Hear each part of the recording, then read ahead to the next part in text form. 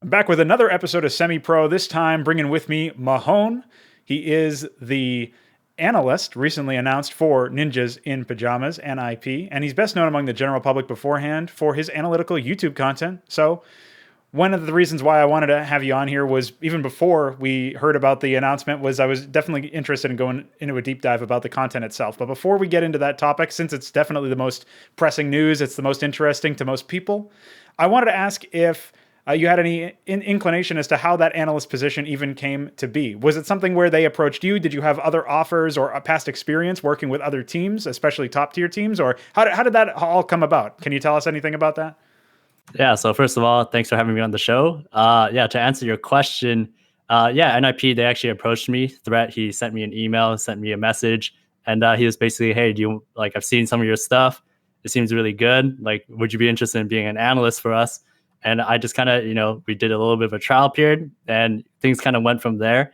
NIP were not the only team that contacted me. There were a couple other teams in the top tier that contacted me as well. I'm not going to release which teams those are for obvious reasons, but yeah, this is something that's been in the works for a good period of time, and yeah, it's finally great to kind of reveal what I've been working behind, behind the scenes. So did you end up considering many options before accepting NIP's offer, or was it just one of those cases where like when they come knocking, you kind of have to accept, or did you take some time to mull it over, or what was the process like for when you received that message from Threat and you entered into that back and forth? Yeah, it's I think the time frame for all these different times that they contacted me were actually a little bit different, right? Some of them fizzled out for various reasons, right? So by the time that NIP did contact me, it was, no, this is the only shot I have right now, so I might as well take it and see where it goes.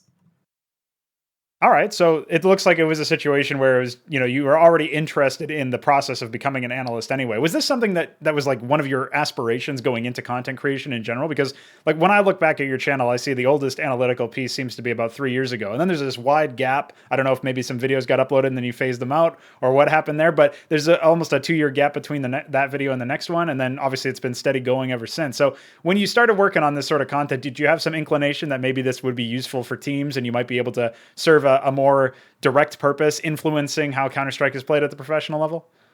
Quite honestly, no. I had no idea that it would ever get this big, where top teams would be contacting me, and even to get to the position I am now with NIP. I think originally when I created my content, I reached a reasonable level in the game. I played half a season MDL before I realized I'm not cut out for this basically. But I felt like I had a pretty good mind for the game, and I kind of wanted to share that. So initially, when I did create my content, I was just kind of trying to see, what kind of ideas can I share, right? I didn't really think that much about it. I just made whatever thought might be interesting, right? So some of my first videos are pretty rough, like when I look back at them now.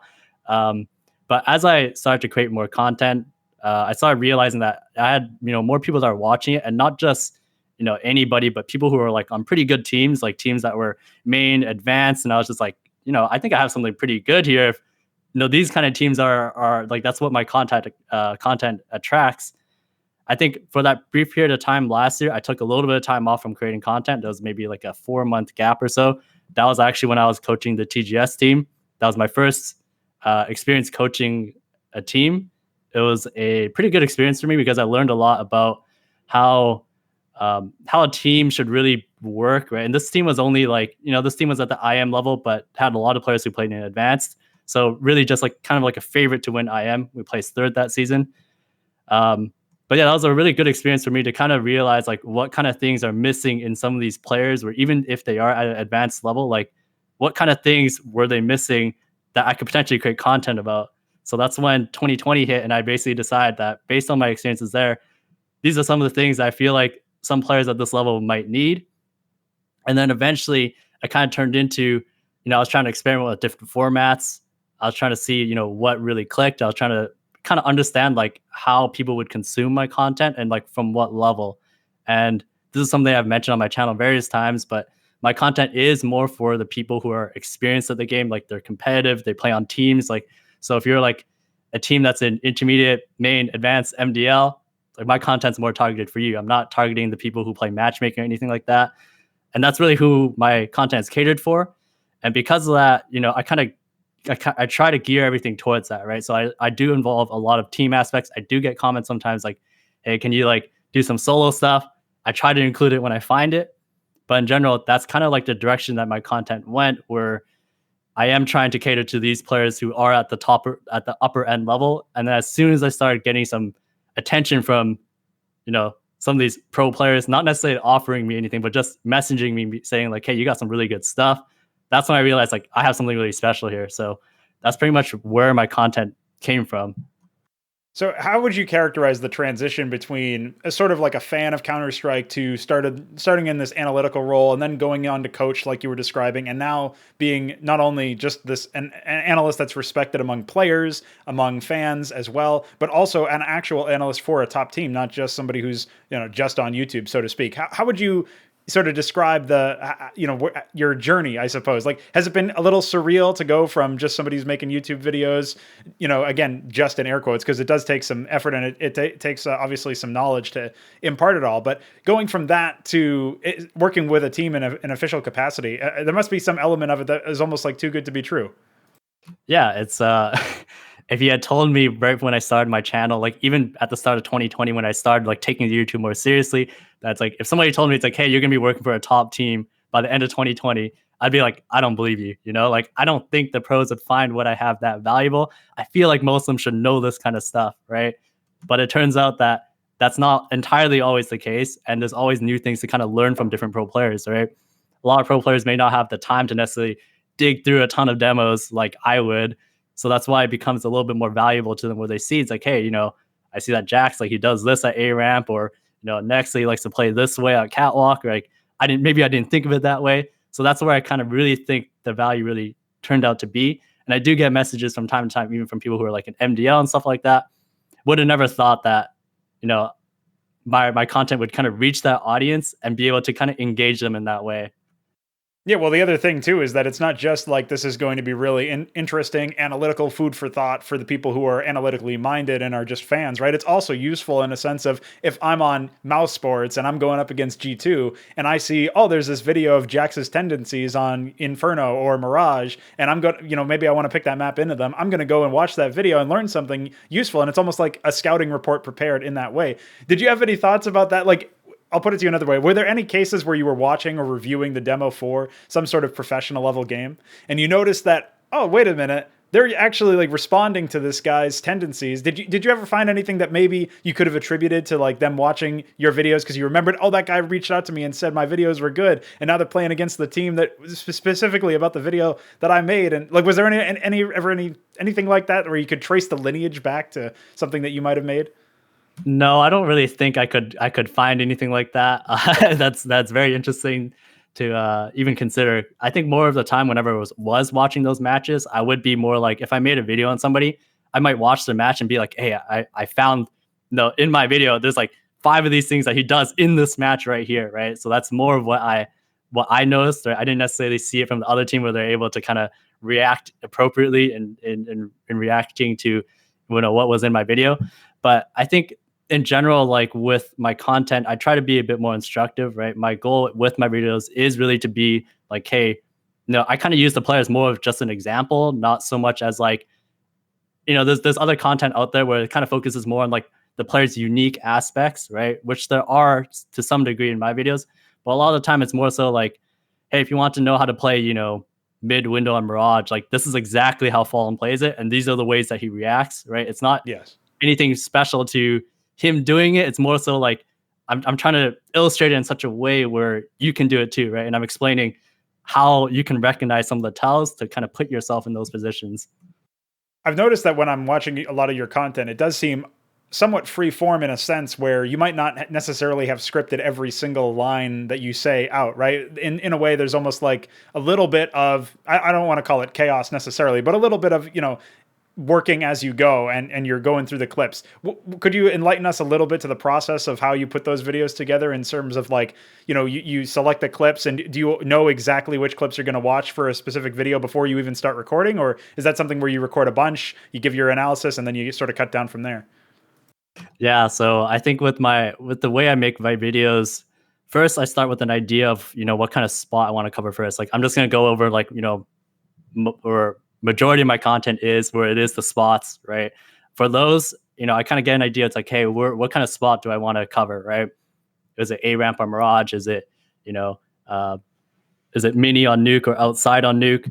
So I kind of get an idea, what spot do I want to do? Then I look at what pro players actually play that spot, and do they actually, and I maybe look at like 3 different pro players. I go on HHTV, download all the demos, see what kind of things they have, because there are certain spots in the game where you shouldn't actually play it that way unless you have that particular team's system. Right. Yeah. So you can't take, like, let's just say, for example, like, not just not any team in particular, but I'm just saying, like, let's just say, for example, Astralis, right? Let's just say they're a catwalk player. They play in a certain way, but that's only because that's how their system works, right? You shouldn't necessarily play catwalk in that way. So I do try to find somebody who, in a way where it's like they play catwalk in the way that you kind of expect, but there's a lot of like different things that you may not know about that you can incorporate in your play. That's what I try to aim for. So after that, I narrow it down to 3 players, then I narrow it down to 1 based on what I think would represent the best. And then afterwards, I kind of go through, multiple demos to see everything that they do. There's a lot of filtering in the sense where it's like a lot of times they might not even play the catwalk position, for example, right? They might go upper B. I'm not going to include those kind of things, right? So I go through all the demos. I kind of filter out, hey, these are all the things that they do on catwalk, and then record the clips. And then the editing process is probably the one thing that kind of takes a lot of time, where I'm trying to think about what clips are quite necessary to have, right? Because there's a lot of rounds I have to sift through. I have to go through each of the clips and just see, does this make sense to the narrative that I'm trying to drive and how to play this spot, right? And a goal of mine is to generally keep the videos roughly about 10 minutes, because otherwise, I mean, if you want to sit down and watch all the demos, then it'd take like 4 hours, right? But that's not the purpose of my content. It is to kind of narrow down into like a 10-minute video. This is what I found in 4 demos, basically. And this is how you'd play the spot, start to finish, beginning of the round, to the reactions, to the protocols, all of that kind of stuff. And that's just the editing part. The recording part, as you said, where it kind of feels like it's a bit more freeform. Yes, it does take me quite a bit of time to try to record and try to illustrate my thoughts in the best way that I can, right? I don't, it's definitely not just one take. I don't think I'll ever get to that level, not anytime soon at least. But sometimes I might discover something new while I'm recording, right? And I think, oh, I should actually include that detail, or I should try to explain it in this way so that it kind of makes sense to what I just talked about previously. So it is a pretty big process to try to make one of these videos. But I think over time, I've definitely gotten a lot better at it, because, I kind of know what to look for. I kind of know the right way to explain certain things. So yeah, I think that's the best way to kind of talk about my process. One of the things that I was curious about when I heard that you were obviously going to be announced as the analyst for NiP was, I was wondering how this sort of position of being this content creator on YouTube, how it prepared you to prepare content for a team. And I have a feeling that the process you just described has a lot in common with the process that you use when you're doing scouting reports or just looking at tendencies of a player or whatever your content actually ends up being. So how would you say the content creation process has prepared? Like, how much of the skills are one-to-one transferable, and how many new things are there in the process of putting together that content to whatever degree you can talk about? Obviously, I'm not asking you to spill any beans or, give me any trade secrets here. Yeah, for sure. In terms of the content creation process, I've definitely gotten a lot better at editing videos and just figuring out like what are the good things to kind of, or I guess it's more so like sifting through demos. I've gone a lot better at that over the time that I've been doing these YouTube videos, right? If you had told me that, like, hey, we're going to throw you into a top team, at the start of my content creation journey, it'd probably take me too long to try to find the right things in the demos, right? So that's why I think like what I've done with YouTube is kind of prepare for me to kind of know how to filter out certain things where it's like, hey, this is valuable to certain players. And obviously, even my time so far with NiP, this has been a bit of a learning process where, I communicate with Threat, to try to figure out like, the right balance of like, what do I feed the players exactly, right? Because too much information is sometimes a bad thing as well. So you want to really find like the right balance of what can they actually do with this kind of stuff. And that's what I'm aiming to do. And I think a lot of the stuff that I've done with my YouTube content has helped with that a lot, because a lot of it is filtering, right? Filtering and knowing what to express and what to leave out, because it may not be that significant. What would you say the hierarchy looks like for the way that you work together with Threat and with the team? Is it something where you prepare the content, you send it off you get some information later on as to how they receive it, or how closely do you work together basically with Threat and with the rest of the team as far as like when they're watching your content? Do they come at you with follow-up questions, or is it mostly like kind of fire and forget where you hand it off and you see the results on the server? Yeah, so yeah, with what we are doing at NiP, I'm not too involved with the team itself, like in terms of the players, just because of the time zone difference right now. I don't live in Sweden right now, so our time zone is very different. So we kind of have like a different relationship where part of it is that I prepare a bunch of work or prepare a bunch of work. They watch it, they try to consume it, see what they can get from it, and then I get feedback mostly from Threat because he's kind of the one where I think he also discussed this in this HLTV Confirmed episode where as the coach now, he's no longer just like the master tactician in the server where he's being the IGL. He feels more like a coach now, and I think that is where he stands right now, at least from my point of view, where he has direct input on like how the players could be playing and stuff like that, but he also has access to a resource like me where he might just be like, hey, can you figure out certain ways that we can do this a little bit better, right, on this map? Can you investigate that for us? And I'll be like, okay. And then that's when I'd watch demos of other teams, or maybe I'd come up with certain things, or maybe even investigate some of NiP's problems where we can see it's like, hey, what are they missing? What are they lacking? What can they be better at? That's kind of like where it is in terms of just in general, in terms of improving the team. When it comes to preparing for matches and stuff like that, they'll kind of give me an idea. It's like what kind of maps they kind of want to play. I watch a few demos on our opponents, prepare something a little bit for them so that, when they do play their match, they're not necessarily caught off guard by anything. And if certain things go wrong, they kind of know, what to look for, or how they can kind of get back into the match kind of thing. So, I'd say I don't really interface too much with the players themselves. I do definitely much more of the talking with Threat, and he gives me feedback, and I kind of give him feedback in a way to try to see like what the best way we can work is. And in terms of checking my work, I do watch the matches to see if the team is reacting appropriately as to what I think they should be. It's a learning process to see. I always kind of think like after I watch the match, I think maybe if I explained this a little bit differently, they probably would have got the idea a little bit better, right? Or sometimes they completely nail it where I'm just like, oh yeah, I think I did a good job there. Like they reacted perfectly to what I was explaining when I showed them this. So I think that's more or less kind of the relationship that I have with them. What would you say the areas of biggest impact are? Like looking at the way that the matches that you were just talking about, when you see your where they hit and where they miss, where they nail the kind of content that you prepared, and where maybe it needs more explaining or it needs another pass. When you look at the kind of things that end up happening in the server, what speaks to you the most as far as how the team is taking an analyst work, how they're consuming the analyst content, and then sort of presenting their final product on the server itself? I think the biggest thing for me is just, in terms of matches, like in terms of match preparation, my overall goal is to make sure that they're not surprised by anything, or if there is something that they can take advantage of, that they're trying to do it, right? Not everything is going to go perfectly. I know this from, my experience coaching a more amateur team where it's like, you may know exactly what the other team is doing, but that doesn't mean you can actually do something about it, right? Like yes. You may know Astralis like to run this particular setup.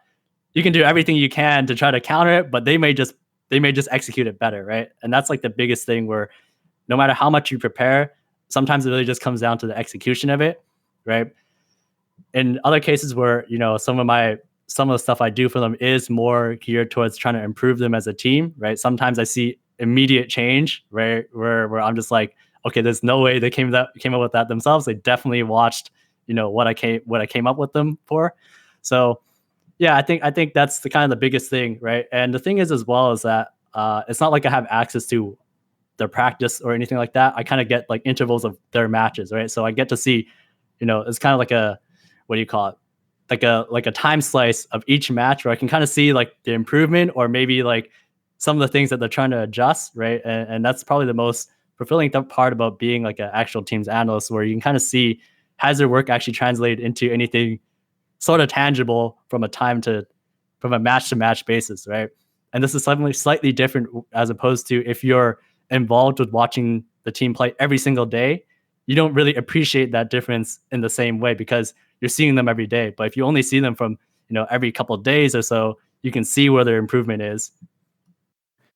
what are some of the most unexpected challenges when it comes to being an analyst for a team? Like in the same way that we talked about how you were prepared for this particular position based on the YouTube content, what stuff could you just have not foreseen that came up and you were like, well, I got to figure out how to fix this problem or how to take this a little bit differently. What are some examples of that?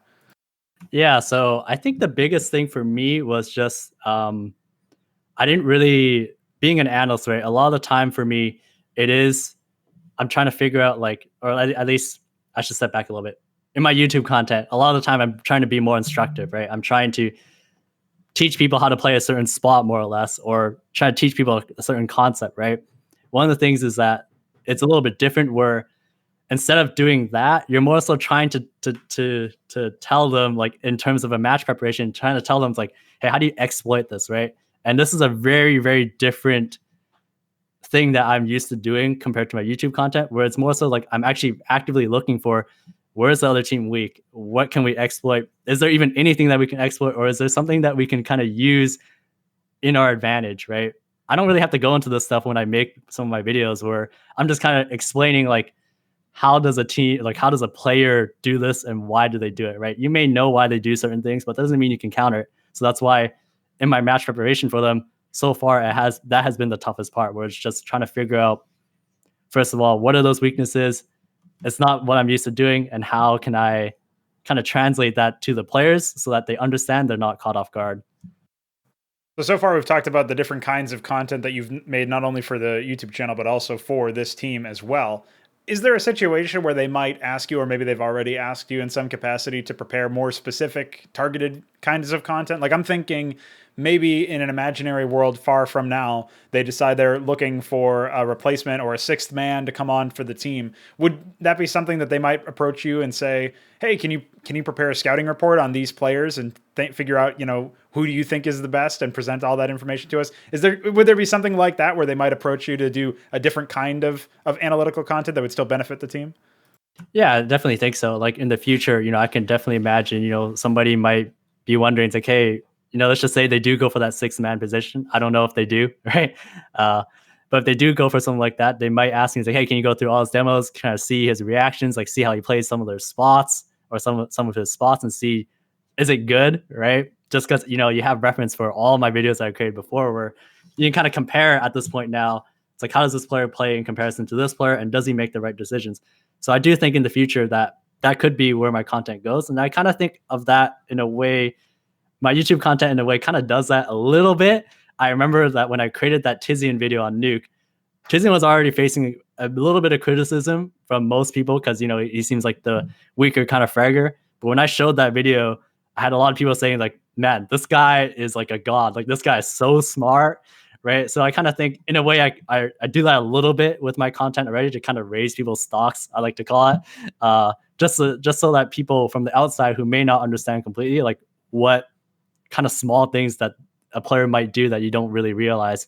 So yeah, I do think that in the future that could be a possibility.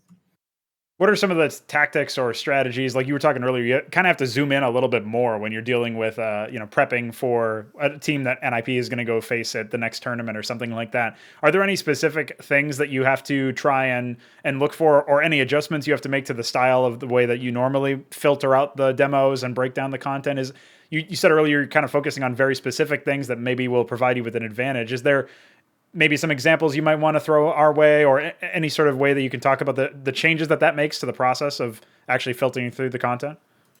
Yeah, so I think the biggest thing is that with the stuff that I create for them in terms of match time, it is more so like more of the approach I try to tell them is, it's more so like, if you see this, you should be more willing to take a risk on this kind of thing, right?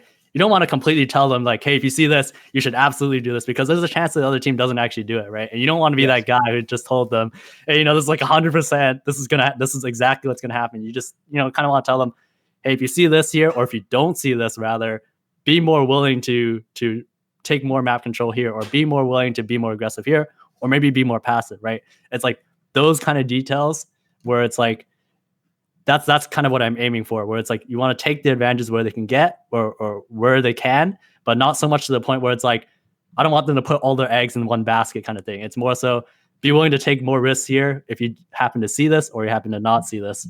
That's kind of where it is. Have there been cases where you've prepared so far for a team and then maybe like they do something completely counter to what your initial preparation was, or they do something completely new that kind of throws everybody off for a second, and then you have to go like start preparing another sort of analysis of that? Have there been any situations so far in your tenure with NiP that have made you think like, oh wow, like they completely prepared something else? I imagine it becomes a lot more obvious when they have some brand new strategy that you then have to go and break down because in theory you've already scouted a lot of what they've done. So anything you can speak to in this regard?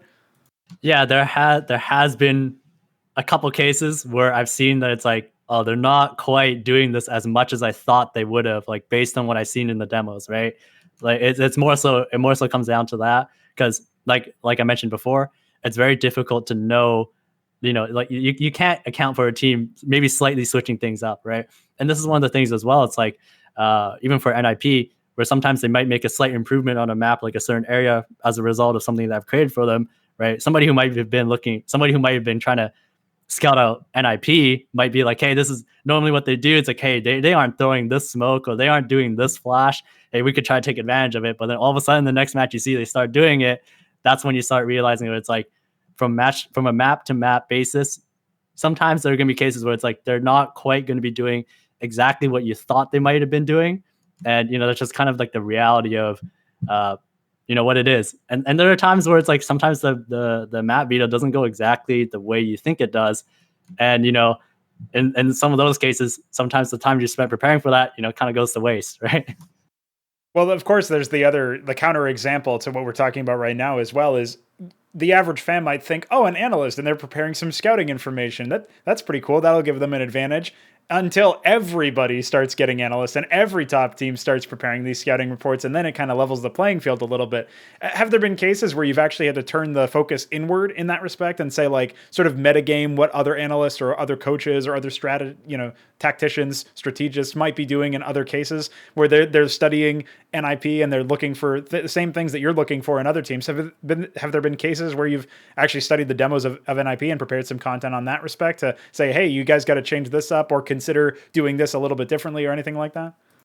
Yeah, I have done a little bit of that where it is I'm looking at, it's like, hey, sometimes they're a little bit weak here, or sometimes they don't do something at all, but they should really be doing it more, right?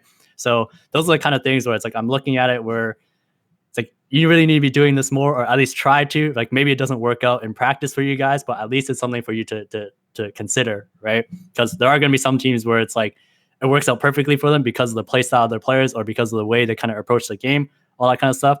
But there are going to be other times where it doesn't because it just doesn't align with their play style, and that's okay, right? That I feel like that's kind of like the job that I have as an analyst is more so to try to expose them to like newer ideas, right? And that's kind of like what Threat has brought me in to do as well, where to try to give an outside perspective, right? Because he has told me himself there are times where it's like, it's really tough to figure out exactly what's wrong with our play on this particular map, right? Like, can you try to help us to see what's going on or what we can do differently? That kind of idea. And it is like I mentioned before, where it's like if you do watch the team from day to day, seeing how they play, you kind of lose like more or less like what, in a way, it's like what makes sense. I don't know if that makes sense to you, but it's kind of like I knew this especially as a coach, so I understood when he told it to me. Where it's kind of like when you're seeing them play day in and day out, and then you kind of hear the justifications of the players and stuff like that. You kind of feel there's kind of a more of a what do you call it, like a human aspect to it, where it's like, oh yeah, Yes. because they thought of it that way, it makes sense that they would react in that way. However, from the outside perspective, you might just be like, no, that was a terrible idea. You probably shouldn't have done that, right? But then when you're inside that bubble, you kind of hear all the justifications and it starts making sense to you, right? But in some cases, from looking from the outside, it might be like, no, that doesn't make any sense at all. That's the kind of barrier that we're trying to establish so far with me and the rest of the team, where it's kind of like they want me to kind of keep this outside perspective. And because I watch so much CS to be able to create those videos in the first place on YouTube, I have a reasonable perspective of what I've seen, right? I've seen a number of different teams play and like how they approach things. And if I don't know how certain things are done, like in a particular area of the map, I'll just research it, right? This is time that I have that the players may not necessarily have. And that's kind of like how I feel like my time is being used as an analyst. It's kind of interesting to me because it's almost like you have to not only metagame other analysts, but you metagame yourself, where you're trying to like keep that outside perspective, like you're saying, and almost remove any potential justification that you heard as a coach when you were talking about earlier. Like, oh yeah, well that totally makes sense, but sometimes you almost have to ignore all of that and pretend it doesn't exist at all, just so that you can make the right call. Now, another way that in a way, the CS landscape is changing very radically now. Is the 6-man, thing? It started out as a bit of a joke, honestly, when Astralis were coming in and doing it, and there's been maligned in the public, court of public opinion since then because they haven't really committed to it at any point. But given the fact that now Vitality seems to be doing it with Nivera, and admittedly, everybody initially thought that this was also kind of a maybe not a joke, but again, seemingly kind of foolhardy initially. But they've seemed to have found success at Blast, and I think that Fury has got a 6th man on the books somewhere, and it seems more teams might be partial to the idea. How does this impact your personal sort of style of analysis? Because the other angle of this too is like when a team signs a new player or brings somebody else on, like how do you sort of handle trying to figure out how to adapt NiP's play style to a team that's making these roster moves either in the middle of a series because they've got a 6th man, or just in general because they're bringing somebody else on to replace another person? What does that kind of look like for you when you're trying to sort of deal with this sort of black box scenario where there's not really that much data, but you got to still prepare what you can? Yeah, it's really tough, especially with Astralis, back when they had that situation where it's like Esateg was playing and then Bubsky was playing, and then, Glaive comes back, right? Like that's a tough time for an analyst because you don't know how much influence simply having one different player has on like how they approach a map, right? They may switch up their spots on CT side. They may start doing something a bit more aggressive here. They may start being more passive here. So it is very tough, especially when teams start introducing that 6th man. And if they start having them in like different, especially like in the case of Vitality, where it's like they have Nivera come in for a different map, right? It's like, it's really hard. I think it's really hard at first because there's such a new team that's doing it, right? However, I do think that in the future, let's just say that Vitality, they find some system where it's like, hey, Nivera only plays Dust 2, or like Apex only subs out on, I think it was Inferno or whatever, right? Then maybe we could start seeing like, hey, okay, we need to start preparing for this particular edition of Vitality on this map, right? After that becomes a bit more common, I think it'll become a bit more easier for, analysts, people like me, to try to figure out what kind of weaknesses they have or figure out how they play and that kind of stuff. But at the very start, when teams start doing this, it's very difficult. So you kind of just have to, it's this point where you kind of just have to rely on the team more to be good at adapting in real time, right? There's only so much that preparation can take you.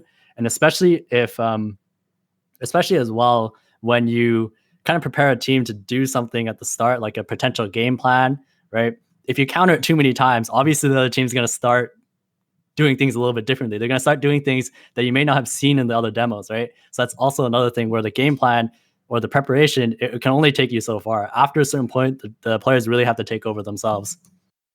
So another case where this sort of almost this outside influence can sometimes change how analysis is contextualized or how you sort of think about a team going into it is when the players themselves or the coaches or any sort of support staff do interviews or talk about things on talk shows, or maybe they just tweet some stuff out that makes you think about things in a little bit of a different way.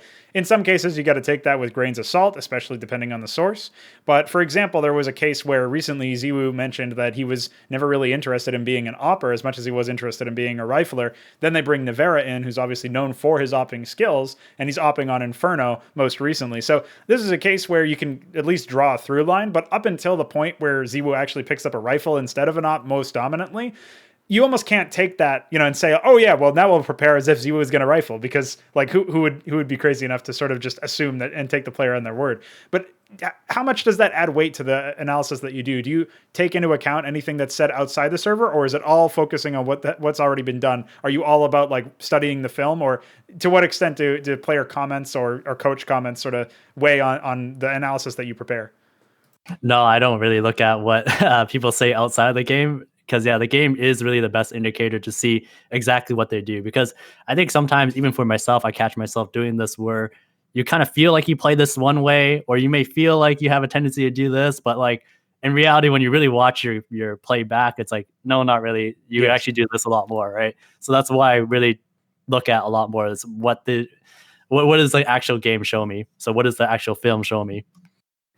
Moving a little bit on to the topic that you brought up a little bit earlier, the fact that you did coach a team for a certain amount of time. I was curious as to essentially not only how this sort of move was brought on, but how different it was, not only compared to what you're doing with NiP, but also compared to what you were doing with just the YouTube content. Because before, you talked about how your content on the YouTube channel is instructive. It's more about, here's what you should be doing or could be doing to level up your game and when you're playing this specific position, and what your teammates could be doing to help you out in that particular sense. Now, when you're preparing content for NiP, these guys have the fundamentals pretty much on lock. Like, at the very least, if they need to improve their fundamentals in any way, that's really not necessarily your role as an analyst, is what it sounds like to me. It's much more about preparing for how they're going to handle a team that they're going to be playing pretty soon. So in the context of that, how do you end up preparing content or sort of trying to coach a team much more? You're more hands-on, you're right there behind them in general, like even if it's virtually, you're there really sort of experiencing the games from a similar perspective as the players are themselves.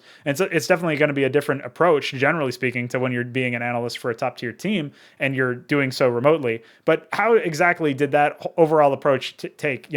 How did you take to that particular position of a coach, not only when you're trying to almost like lead the team in a morale sense, but also prepare them in a way where these guys maybe don't have all of their fundamentals, or they don't have the same sort of like their land legs perhaps, or they don't have all of the same elements that a team like a professional team like NiP does? Yeah, so I think that one of the biggest things that I realized with coaching was that a huge part of it is it's not as tactical as you think, right? For a lot of teams, it's not as tactical as you think. I think I kind of had that perception coming into the team that I was coaching. It was mostly an advanced core, right? So, and I played, I played a little bit of MDL back then, so I kind of had a feeling. I was like, okay, I feel like I kind of know how these players are supposed to be, like in terms of skill and like what they should know about the game. However, you do not know exactly what kind of gaps are missing in some of these players sometimes, right? There might be somebody who has really good aim, but then like they're really missing some key ideas that you wouldn't really expect a player of that caliber to have. So I think that's kind of like the biggest thing with coaching, where it's like it's not so much about like being an analyst or analyzing how your team should be playing or making mistakes. It's more so like you're more so trying to like problem solve and try to figure out, okay, what are some of these things that like this player is missing, and what do I need to like inform him about so that he doesn't make those kind of mistakes moving forward, right? It's a very different approach because you're not limited in what you can do as a coach as well, right? If you wanted to try to change spots that a player plays, or if you want to try to change the overall approach of how the team plays practice or even plays matches or anything like that, it's very, what do you call it? It's like you're in like the absolute dirt of it, where it's like you're really trying to figure out in any possible way. It's like how can I correct some of the things I see here, right? And it's very different from an analyst, where an analyst is more so like I kind of think that my experience as an analyst has been more like, okay, here's some things that you might be missing in your game. Here's some things that you could be doing a little bit better. Here's some things that you might be, here's some examples. Here might be how one player plays. However, as a coach, you're more so thinking like, okay, this guy really doesn't get this key concept, or sometimes he doesn't communicate enough. You like as an analyst, you never hear anybody communicate, right? You don't hear that aspect of the game. So that's why it's very different as a coach, where yeah, you really are at that spot where it's like you have control of everything. Well, I guess it depends on like how much control you have as a coach. Like, there's some top teams where the players still have a bit more power, but as a coach, you kind of have that responsibility where you're trying to fix these problems in any way you can. And it's not limited to just looking at the game. Sometimes it's the players' personalities. Maybe they don't view something in a certain way. And that could be something that's not even related to the game. It could be something related to life, right? It could be something completely deeply rooted in something else, right? You actually don't really know. So that's why I think being a coach is really tough, because you have to balance that aspect of the players, both in their personalities and as well as the way they play, and as well as thinking about like their overall approach to life and the game. So considering the fact that you're now talking about a very different, by the sound of it, very different approach, not only just like in your own mental game with how you conceptualize the coaching aspect compared to the analytical, strategic sort of breakdowns, I'm curious about how you think, I asked earlier how your job as a content creator or how your role as a content creator prepared you for the analyst position. Were there as many transferable skills going into the coaching role, or was it sounds like it was a lot more of learning new things and getting into a new environment?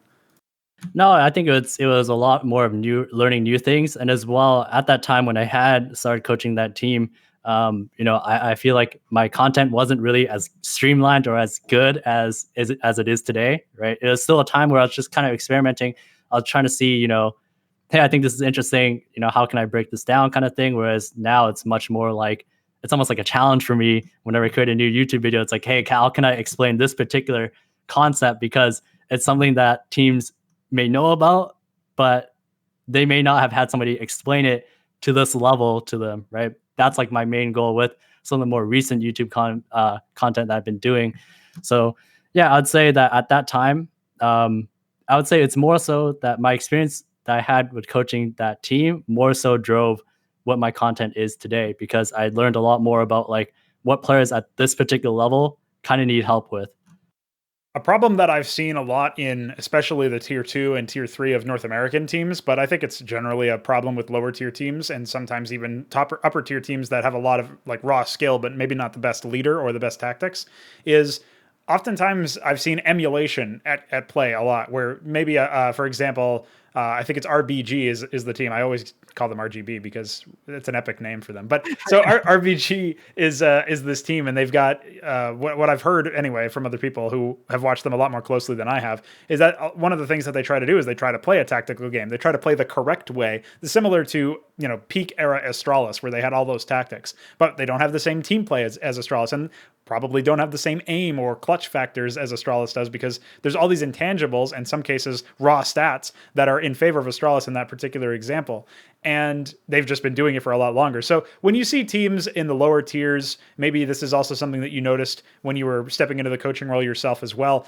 Do you think that this is a problem, generally speaking, with lower tier teams, where they might be trying to do something, maybe even straight up copy something that another team does, or work something from another team into their playbook, but they don't necessarily, they haven't reverse engineered why it's effective for that team, or they suffer from the global meta thinking of like, oh, whatever the top teams do, we should also do, without taking into account like play styles and personal skills and where they're at in their own careers? Yeah, I think it's definitely a bit of a problem. I would say it's already a good thing, the fact that they're already trying to look at the outside to see, hey, what are some of the top teams doing? Like, let's just say, for example, I just want to be exec on Mirage, right? I'm not going to spend the time to try to figure out what a good be exec on Mirage looks like. I should just look at top 5 teams and see how they do it, right?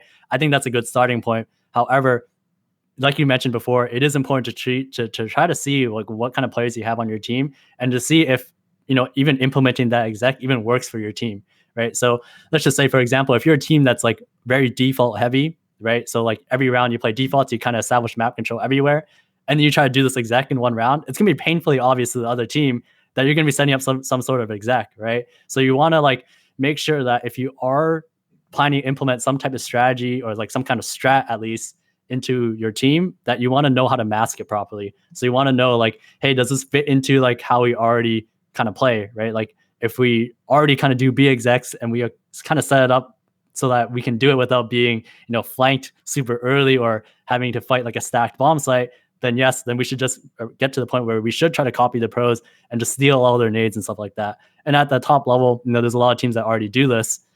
But I think for the lower tier teams, they should really kind of look at themselves to see, what do we already do right now? And then kind of look at the pros demos to see like how can we enhance this? Like that's the main goal of what teams should be doing, in my opinion, is to try to enhance, but not necessarily try to like, directly try to copy everything that you see.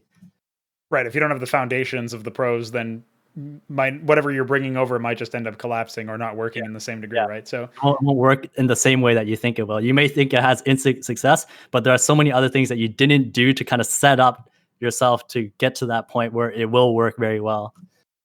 is there a situation where you've found yourself sort of face to face with any of the issues that we seem to be experiencing more popularly, or just in general? Like the general public seems to be more aware of some of the problems that we have at the lower tiers of North American CS now, especially with all of the players moving away to Valorant. Now, obviously, this was a bit before when you were coaching. Obviously, you weren't coaching at the peak of, for one, the coach bans, but also for all of the situations where we had the Valorant players move on. So do you think that you saw any of these sort of issues that the North American scene on the lower level has seen when you were, doing your coaching? Were there any cases where you might be able to look at a problem that you saw during your time coaching that you can point to, like a bigger problem now that's grown, or a problem that just hasn't gone away, or on the flip side, a problem that has gone away that was more of an issue back then? I think this goes for myself as well. Back when I was a player, that was probably 2 years ago at this point. But yeah, I think people just kind of need to start. I don't necessarily think this applies just to North America, but I think it's just in general that people need to think a little bit more deeply about the game, right? So, even going back to that strat thing that we were talking about, right? Instead of just copying them, maybe try to look at the nades they're using and why are they using that one especially, right? There are going to be times where it's like you go through a pro team's exec and you're going to notice it's like, hey, this seems kind of off, right? Or like that doesn't seem right, right? And I would highly encourage anybody to actually look at those things and be like, hey, does that really make sense? And if it does, like, what are the reasons why, right? That's a lot of what I did with my content, where I kind of, started breaking down. Well, at least at the start, I kind of felt like with my content, I was catering more towards, exposing people to, hey, this is really how the pro players play. In my opinion, I was more so trying to showcase that it's really not that special what they're doing, right? It's more so like people sometimes will have the misconception that pros do really special things all the time, but that's actually not that much the case. It's more so that they're really good at the fundamentals and they're good at covering their tracks and knowing how to kind of approach the game at any situation. So I would say that today in CS, at least at the lower levels, I feel like teams just need to start thinking a bit more deeply about the game. It isn't necessarily just about running and headshotting people, and it isn't necessarily kind of just stealing strats and just hoping that they work. I'd recommend, looking more at, if they do a 3B setup, why does the player at A throw nades? Why is he blocking middle? The answer is because you don't want the T's to push up A while you have a 3B setup, right? It's like those kind of things. That's obviously a very simple example, but it can turn into things that are much more complex. And that's kind of advice that I wish I gave to myself as well. In some ways, my YouTube content is kind of like what I wish I had as a player when I was playing back then, right? It's like if somebody had presented it to me in this way, that's what I wish I would have had. One of the things that I've seen that might also end up being a similar problem that you might be able to speak to with your own experience as a coach and as a player a little bit further back was, generally speaking, it does seem that there's a bit of an over dependence, not just a reliance where it's like, oh, this is my strength and I can sort of leverage this, but a dependence on where without it, they are nothing, on raw aim, on raw skill, on mechanics, especially at the lower level where, but I mean, we've also seen this at the higher levels where if you think back to that famous simple play on Cash where he got his graffiti, I don't know if it's ever the correct decision to drop down and while falling, no scope. But, maybe that if you're just going to hit it, like he did some interview where he was like, he had said some comment where he's like, well, I only did it because I knew it would work. Like, okay, well, if you know it's going to work, then maybe that's fine. Like, okay, whatever. Everything else that we know about Counter-Strike is wrong. And that's always the correct play. But I mean, obviously he doesn't do that every single game, although sometimes it feels like it for his opponents. So I imagine it's one of those situations where those are 1 in a million plays and you can't rely on that. So there's a lot of cases, a little bit less hyperbolic ones, where players are putting themselves in bad positions and they're aiming their way out of them rather than being fully punished and maybe losing a round or at least dying and losing a gun in those situations. Has this been something that you've observed as well in the lower tiers of North America or just worldwide? Yeah, I would say so. I mean, I think teams at all levels do make mistakes, right? Like there's no question about it. There's no team that doesn't make any mistakes. At the highest level, it is about who makes the least mistakes, Yes. right? Like there are going to be certain situations where you're going to see rounds where it's like, if you really look deeply at it, you're going to be like, okay, that guy shouldn't have pushed there because of him dying, it resulted in this rotation, right? I think people at the lower levels, they don't necessarily look at that enough, right?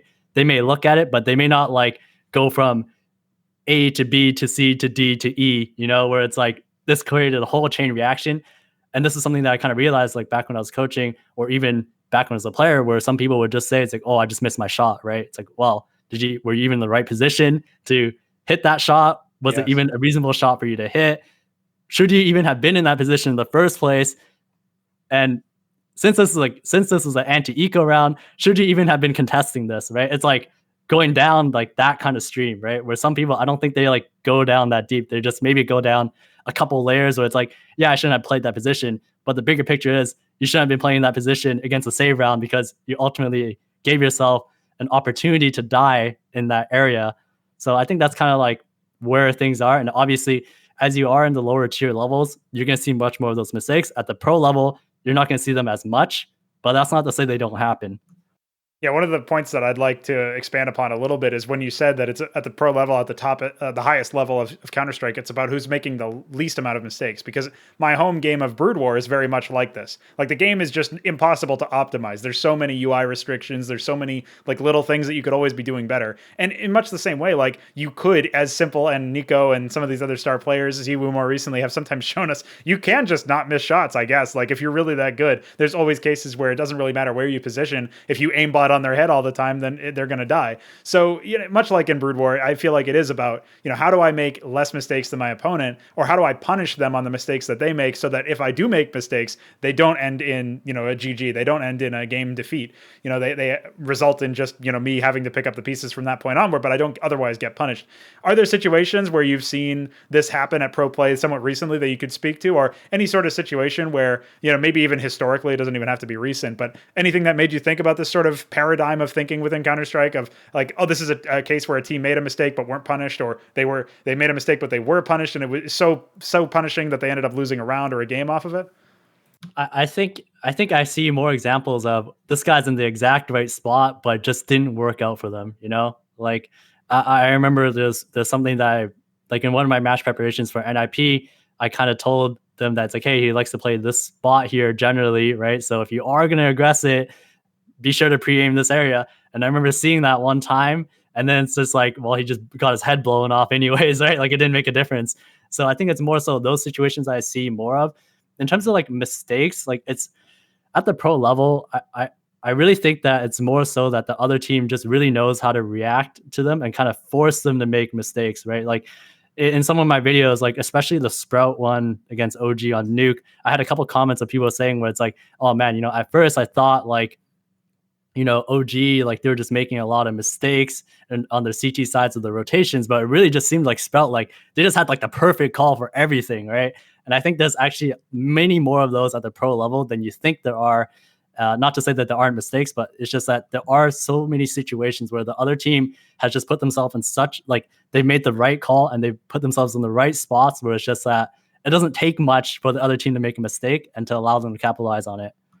Yeah, these kinds of intangibles are, in a way, what makes a guy like me really excited about CS. Because when I first got into Pro CS, I was watching some frag movies, and I noticed that every single time somebody would do like an impossible flick or something like that, if you ever saw it from the other angle, or sometimes even watching it from that pro's POV, it's like, dude, he made you look stupid. Like you're a professional player, and you look really dumb in this moment because you died in that way. And like when you have a situation, it sounds almost paradoxical, but when you actually understand the technical depth or the strategic element that got them to that position, or just the mechanical interactions of like the aim on the keyboard and all that stuff. When you consider all of the different things that make that moment actually happen, it sometimes is really satisfying to know, like, well, you look dumb, but it's almost like meant to be that way. Like you have to look deeper than that. So sort of like what you're talking about there. And I wonder if there have been any cases where you've seen sort of any moment like this, or any other particular moment that you ended up breaking down on your YouTube channel. Have there been cases in your content where you've seen like a reaction, generally speaking, by the general public that you thought was like completely off base and needed to sort of be corrected? And your way of doing that was making a video, like you're talking about with Sprout versus OG. Like, have there been other cases historically where that's been the sort of impetus for making the video in the first place? No, I can't really say I've ever put myself or have ever been in a situation where it's like I see something and it's like, oh, that looks completely wrong. I kind of want to make a video about that. But it's more so like I feel like there are times where I might like want to kind of give the audience a better, clearer picture of exactly what happened, because I think it's really hard. Like in my time kind of breaking down all these players and like through my content and even some of the stuff that I've been doing a little bit more recently, like it is very hard to know all the details that happened in a round, right? Which is why like some of my stuff where it's like, it takes me 9 minutes to break down this one round to kind of go through every single decision that this team did to kind of put them to set them up for success, right? Which is why it's like sometimes I see casters or like, they may have an interpretation of how the round went, right? Where it's like, it's not that it's wrong, but it's just, that's only like, 25% of what really happened. But I don't blame them either. I mean, like they're casting the round in real time. Like they don't have time or the access or the ability to be able to watch through every single person's POV and see exactly what happened and what led to each decision. And, I think that's kind of like what, people like me should be doing, where it's like, you do have a lot more time to kind of like put out a YouTube video and try to really dig down to exactly what happened. And I think that's more so what I realized with my content was just kind of like how much information or how much stuff is actually missing when you only look at things from like when you only look at things like from one point of view, like only a few times, right? It's like you really have to like look at it very deeply to be like, oh, that is why like they did that. Or even in some of the cases of my other videos, like I remember the Xantares one, there was an example that I pointed out where they did this thing where it's like they throw a Molotov at Toxic and then they get the person to throw their smoke, and it's in that moment that the person pushes out. You would not be able to get that from just watching it one time. However, because I saw that example like 4 times, I knew that like, hey, this is the tactic that Big like to run, right? You wouldn't be able to get that if you only saw it one time. You'd just be like, hey, they had really good timing when they came out Monster. You wouldn't know that was actually their tactic. So I think that's like the kind of thing that's missing, where it's like you're not going to get that from a broadcast because it's very difficult to know that unless you either have studied the team that you're casting to know that like that's one of their tactics, or you just have like a pretty good inkling on like, how the tactic might be designed where you like haven't seen it before anywhere else. So I think that's kind of the main thing, where it's like, it's not necessarily that people were kind of wrong or misinformed or anything like that. It's just that that's such a small little picture of exactly what happened in the round.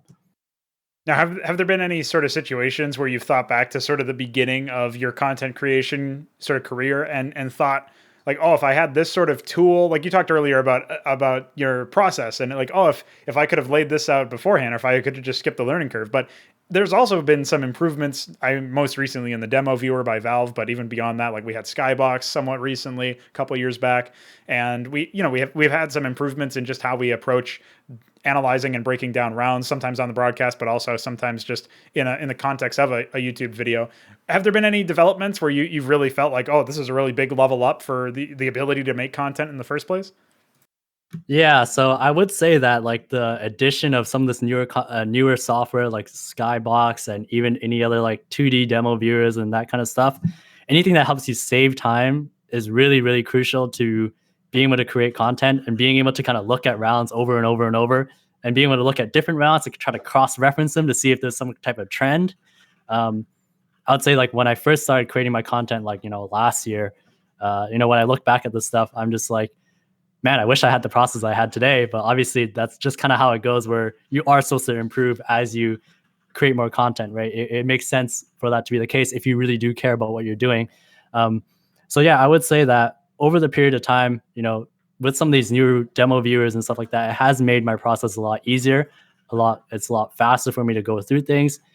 Back when I first started creating my content, over a year ago, I was only using just the CSGO demo viewer, and it was very difficult to find stuff and to be able to articulate things very well, because like, I didn't really feel like spending the time to rewind and watch that round over and over and over from different people's perspectives, right? So yeah, I'd say that I think the big thing in CS that's going to be moving forward though is eventually there's going to be stuff that's going to be created where you're not going to have to watch the stuff as much, right?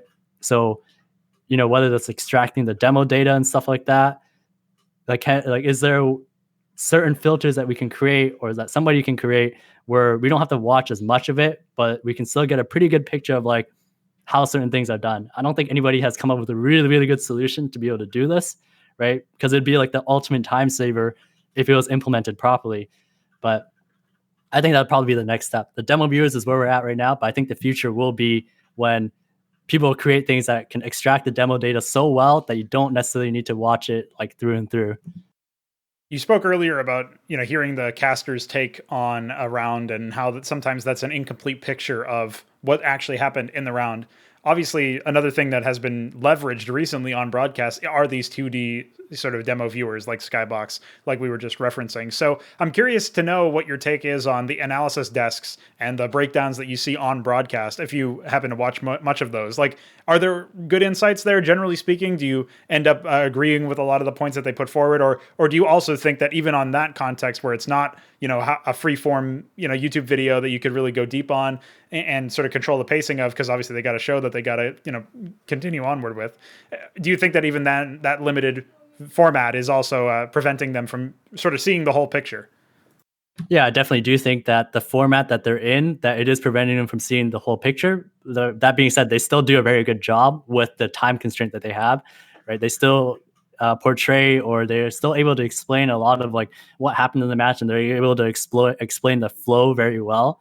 But you know, it takes too much time to be able to like really dig into a round. You know, I know, you know, Sponge, he has, you know, did like, you know, his few segments on Skybox, right? But I know, like, I'm sure for him, he feels like he wished that he could explain a lot more if he had more time, right? And I'm sure this is for any, you know, broadcast talent who are analysts, where they were previous pro players, where, you know, they wish they had more time to kind of like really dig into a round, right? But sometimes you just don't have the time for it. And but for what they do right now, I think it's still pretty good, right? You know, I'm not going to expect that somebody's going to be able to break down, you know, every single round, or even have like a very complete picture of exactly what happened, because it's very tough to do that.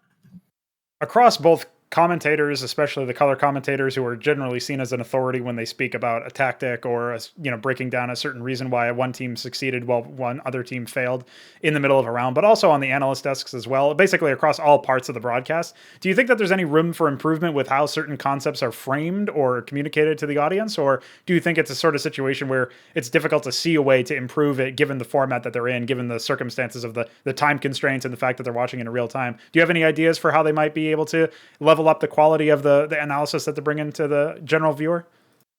I think this is very tough. I think the fact that they did bring in, or start, or ESL has used Skybox like here and there, like in between rounds, I think that's a really good touch to at least be able to kind of like watch back, and, you know, be able to have somebody like dig in a little bit more at exactly what happened. But I think other than that, I think it's really, really difficult to try to do that, unless, like, you know, for example, you know, you make the freeze times a lot longer between rounds, right? And then you actually have the time to kind of like really dig through, oh, what happened in this round?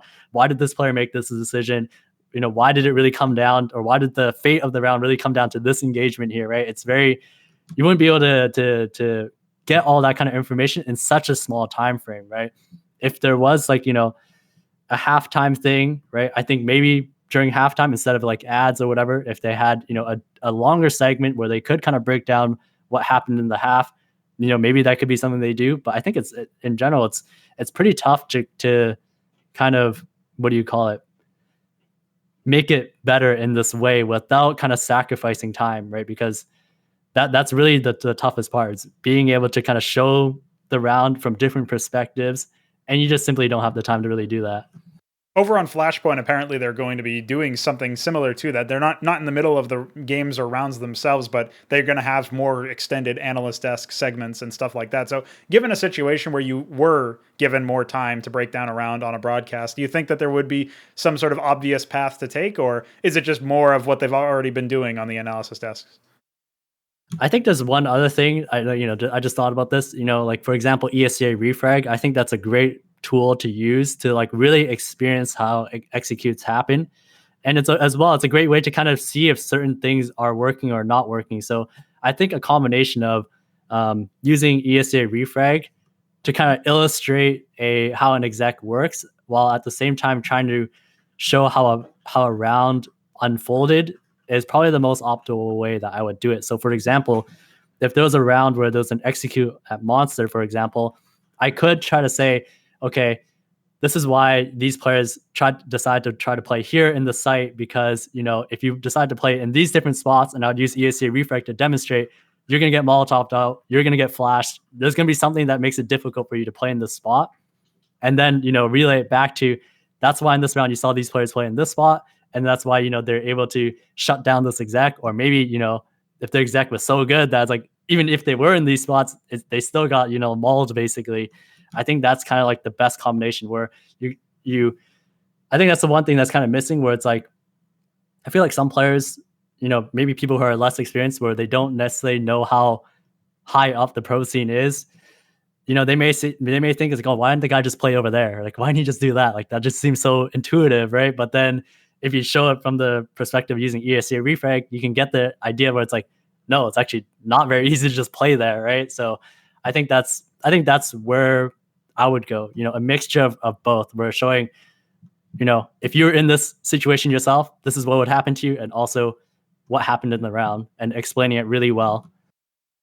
Do you think that there's a situation where there's sort of room now, going back to the sort of video content that you do yourself? You spoke earlier about obviously that Sprout versus OG game where OG seems almost goofy in the nature of the mistakes that they're making, but they end up being forced errors as opposed to unforced errors by the virtue of Sprout's calling. And so in a situation like that, where you break it down in a video, you're able to sort of, in some ways, dispel some myths, but also to educate players who might otherwise have thought that the reason for the downfall of OG in that context was something completely different.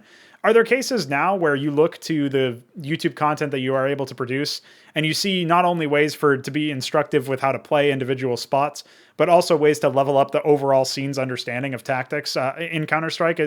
Are there more examples of stuff like that you've already done, or do you see any other openings for future videos that you would want to produce that are in that vein? Yeah, there's definitely a lot that I want to be able to produce in the future. Obviously with my position now at NiP, it makes it a lot harder for me to kind of have time. But obviously with the new series that I launched just before this, where I called it Understanding Team CS, basically I'm trying to explain certain concepts that you may have known about, or you may, or maybe in some cases you may have never heard of it, right? But to try to illustrate, it's like, hey, this is how a team uses this concept to win this particular round, right? And that's kind of like where I would like to go to in the future, where is to explain like these like very like nuanced things where it's like you may not have thought about it that deeply, but this is how you could use it, right? With all the spot stuff that I created, I think I treated that more as like a resource, where it's like, hey, if you are playing outside, if you aren't already doing this, you could try doing this kind of thing. Whereas some of the stuff in the future, whenever that may be, I do plan it to be more, where it's like informing the viewers of something new, something they haven't maybe thought about, or maybe exposing them to some concepts that like you wouldn't necessarily think is that important, but really is really important. So I think that's where I'd want to go in the future. Something that occurred to me when I was watching some of the Vertigo videos that you've put together is how you don't really have the get out of jail free card for like the length of time that map exists, in the same way that a lot of other YouTubers generally do, because a lot of the times what they're doing is like low level fundamental things. And like you described, you're looking more towards team play and assuming the fundamentals are already there enough so that they could actually put the strategies to use and the individual tactics on a smaller level on an individual basis. So I'm curious as to your point of view here, because when maps come out of the map pool and they've been refreshed and they go back into the map pool, or a brand new map comes in and you don't know how long that's going to be, or Vertigo gets reworked for the millionth time despite being in the competitive map pool, it must throw you for a bit of a loop there, because not only do you have to wait for the film to come out to make the video in the first place, but now you've also got to potentially deal with the idea in the back of your head that whatever video I make on this map might end up being invalidated by some changes in the future. Have there been any thoughts to your, in general, in your thought process when you're putting together videos like that? Does that make you kind of like on a subconscious level, or perhaps a conscious level, like prioritize that kind of content less on those maps? Or is it just something you've accepted and you want to continue making it because it's useful right now? Yeah, I definitely had that thought with Vertigo. That's why I did have some people request, like, hey, can you make some Vertigo videos, right? But there was a period of time where it's kind of like, I'm going to wait just a little bit because I don't know if this map is going to change again or not. But eventually I did. I just bit the bullet and just said, if they change it next week, whatever, at least you could work with the information that you have here. But I think to a larger extent, like with those spot videos, at the very start, when I started making those, it was to just kind of act as a resource in some ways, right? But then as time went on, I kind of realized that I can use those spot videos in a way to try to illustrate like certain concepts, right? Or certain ideas of like approaching a certain way of the map, where it's like, for example, like I made a video under pre-Vertigo B, and I drew some comparisons to Cache, right? And the reason why I did that was just because, it's so that, let's just say, even if the map gets changed or whatever, you should carry over the idea that you can compare maps across like different things, right? So for example, a lot of people like to make the comparison that Vertigo A ramp is similar to Banana at B, Banana on Inferno, right? I totally agree with that as well. So I think that's more of what I'd want to do for those kind of maps, where it's like if they are prone to change, then I'll try to introduce those ways of thinking where it's like, try to think of it as this is similar to this map, right? And if you think of it similar to how you know this other map really well, so then even if they change stuff, it's not going to be too difficult, right? Unless they make like a very like a completely map altering, change, you can still think of it in this way.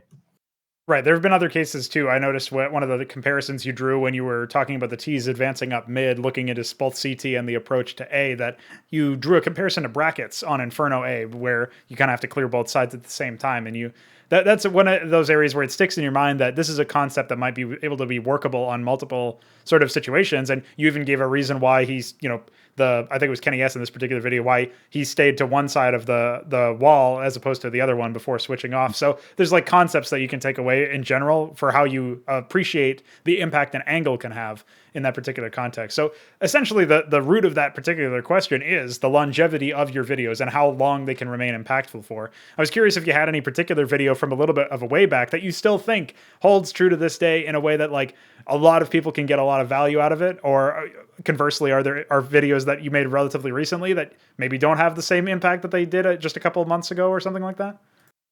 I think anything with the vertigo stuff is a little bit different now, right? Because of how quickly the pros are kind of adapting to the meta and kind of evolving it. So I think anything with vertigo in it is probably like it can get outdated pretty quickly. But all the other maps, I think they're pretty sound for the most part, right? Like in some cases, it really is down to how the team decides to approach it, right? So it's not like you're not going to find any team that or any player that plays it in this way. It's more so maybe you might see some other players that approach it a little bit differently, right? Like maybe let's just say, for example, on Mirage, right? Some players like to play close A ramp a lot. Some of them like to play ticket booth a lot. Not to say that neither of those are invalid. It's just that some players like to play one spot more than others, right? Or one approach more than others. So it's just the idea of like having some players like to play a lot more aggressively with their subs, and some players like to play a bit more passively where they can do more retake setups. It's kind of where it's at. So I think for the most part, my videos have kind of held up in general in terms of like how the meta has evolved, but not Vertigo. Vertigo definitely evolves like I would even say like by the week, by the month, it's very fast. Now, obviously, since you've been putting out so many videos, especially recently, the next question I have to ask is, do you have a favorite and do you have a least favorite when it comes to the videos that you've put out? Least favorite would be anything before 2020. I looked back at some of those videos and it's quite astonishing to me to see some people who still comment on that stuff and say like, oh man, this is a great video. And I'm just like, man, you see what I've been working on recently, right? Like, but I think my favorite video so far, I think it's a tough one because I'd say the first one that I made, the one on heroic, the one with where I talk about like just knowing how to distribute like where your advantages are, where it's like if you have an opera here, or if you have someone with a smoke here, or if you have somebody jump spotting here, like you kind of have all your bases covered. I think I like that one a lot. The one that I'm actually most proud about that I was able to pull off was the retake one, because the one where I made a video about like retaking A from Vitality and Heroic, that was a very difficult video for me to make, just because I didn't really know the direction of how I want to even portray that video in the first place. Somebody had just mentioned like, hey, can you make a video about retaking in the comments? And I was just like, hey, I'll try to give it a shot. And the direction of where I want that video to go, like it varied drastically all the way to the point where it's like the final product I'm pretty happy about. But if you knew like everything that went into making that video in the first place, you'd be like, so how'd you even start from there and then end up there? Like, how'd that even happen? So I think I'm most proud about that one. It may not have the most views, but I think it's a pretty profound way to retake A that I think a lot of people haven't really thought about, where, you basically just push the plant right at that moment.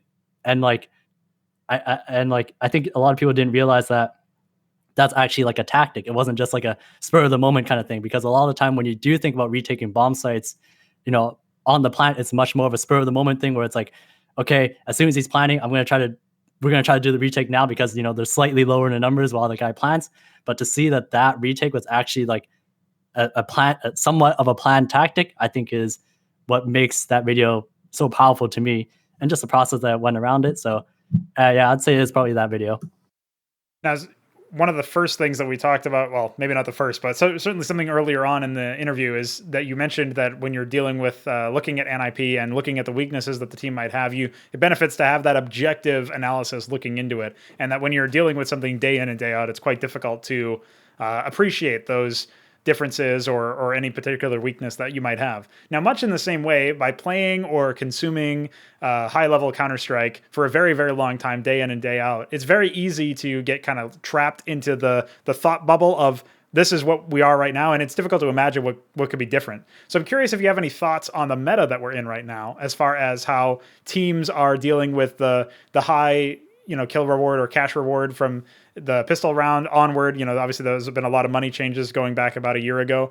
And even since then, like, economy seems to be, despite the fact that like the Krieg is no longer bought in the second round or whatever, there are still cases where a team will lose the pistol round on T side, but they'll get a bomb plant so they can buy rifles and they'll have a better buy than the team that won the pistol round. And that's something that famously Hsieh put up in a sort of clickbait video where he said the worst problem or biggest problem in CS. So, to some extent, some people would agree with him that that might actually be the biggest problem with high level CS. Do you have any takes similar to that, or do you have any opinions on it, or is it just something that you've had to you haven't slowed down enough to think about because you've been so focused on analysis? What's your sort of opinion on the meta currently? Quite honestly, I think it's a lot more exciting to see, right? Just because if you look back at old CS when it was just like you win pistol and then the next 2 rounds are completely free, where it's just like there's absolutely nothing the other team could really do to like make a potential upset round happen. So to me, I do enjoy that excitement, and I think it really is like now to Haka's point in that video, right? It may seem kind of weird because it's like you don't want to cross the line of, well, we should just lose this round because we're going to get a way better chance of winning the second round, right? I don't think it should cross that point, but I do think that it is a good change to kind of like adjust the economy so that you do have some of these more exciting rounds, because I think there is a lot of, what do you call it? Preparation, or not necessarily preparation, but it's like you kind of have to think more deeply about how to win some of these rounds, right? It's not as cookie cutter as it used to be, where you're just mowing down a bunch of Glocks or that kind of thing. Because the pistols are good enough, or because the economy allows you to kind of have better weaponry, you do have to kind of think about how you want to actually approach the round. I don't think there's really any team that's like solved it completely, because you see these kind of rounds, these kind of force rounds, anti-force rounds, whatever you want to call them, they go in the way that you don't expect them to. I think it's a good thing because although it seems random right now, I think what it really comes down to is that teams haven't really figured it out yet, right? And then when teams start to figure it out, then we're going to start to see it's like, oh, we're going to really be able to appreciate, it's like, man, this team has really figured out how to play against some of these rounds, because, for the last like 2 years, nobody's figured it out. Like everybody gets randomly, forced on basically. So, some people call it random, but I think it's just, we're still evolving in terms of how we can approach those rounds. And I think that's exciting to see. So some people have assumed that what Valve is trying to do, because of course they don't ever tell us what's on their mind or anything. So some people have assumed that Valve is trying to force in some more gun rounds, basically per number of rounds. And other people have said that this kind of extends the games because it gives more opportunities for a team that might be on the back foot to come back. And because of that comeback potential, we see more 16-14s, we see more games going the full distance or to overtime. Do you think that games should be shorter in a situation like that? Do you think that we should go down to like, best of 12 or something like that instead of best of 16? Do you have any other potential ideas for improving the meta, while not necessarily going back to what it was before, but maybe pushing it further in the direction it's already going, or are you sort of content with where we are right now? I think I'm mostly content with where we are right now. In terms of changing the number of rounds, I don't think they necessarily need to do that.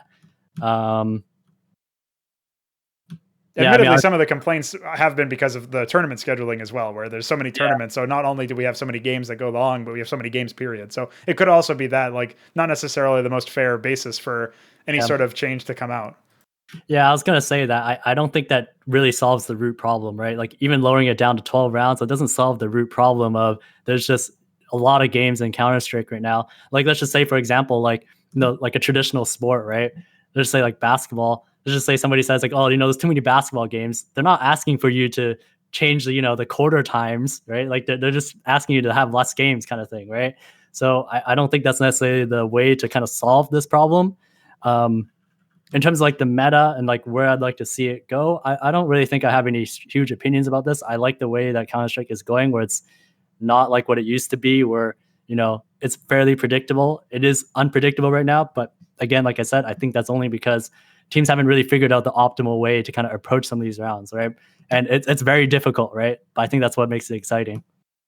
Do you have a sort of vision for where you think Counter-Strike will be in a year tactically? Assuming we have the same map pool, assuming we have the same weapon balance, nothing external changes, but the teams are still here and the players are still here, and they've had say a year or a decent amount of time anyway to adapt. Do you have any ideas as to what kind of things might happen, or is it just too chaotic to tell in this online era? I think it's really hard to tell with this online era. In terms of like, I think people are going to figure out more things though. It's kind of like what Elige said before in a podcast with DDK, where he said that like, a lot of the teams, they just know all the protocols. It just comes down to like how you execute them. And maybe sometimes it depends on the day as well. So, not every individual is performing 100% all the time. They're going to have their off days. So I think, over time, I kind of feel like there's going to be more of this rock, paper, scissors effect, right? Except it's not going to be 3 options. It's going to be like, 10 options, or maybe not 10. It's probably going to be a bit more simplified to like 5, right? Because something that you'll see a lot of the time is that teams, like especially on Mirage, right? I almost notice that a lot of teams have like an A pop where it's not like, like they don't throw like the 3 smokes that you might see in matchmaking or lower tier games. They just go with a flash, and then like, people pop out a ramp, and it makes it very difficult for the CTs to deal with because, they can't really, they can't really read it. They don't have the utility ready to be able to punish it. So I think it is going to turn much more into a rock, paper, scissors effect with just more options. Well, as we come to the closing point of the interview, I was curious if you had any sort of final topics that maybe we didn't touch on as much as you might have wanted to, or failing that, any sort of final words or shout outs you want to give or anything like that? Yeah. So I guess thank you to everybody who's supported my channel and all the love that I've gotten this year. It's absolutely crazy to see where I've started from, especially I think back to the Reddit thread that I had, and then Henry G shouting me out, and James Bardoff as well on the CS Summit stream. Like I have people who message me. It's like, hey man, they shouted you out here and here, and I just have to thank everybody so much for that support because it's incredible for me, and I can't be thankful enough for it. And I guess the one last thing is that people will probably ask me this as to whether or not my videos will disappear. They won't disappear, but you're not going to see them as often. And, I would say that for me as an analyst is kind of just like another step in like my journey of CS, right? So, YouTube will always be something that I want to give attention to, right? Just maybe not as much right now.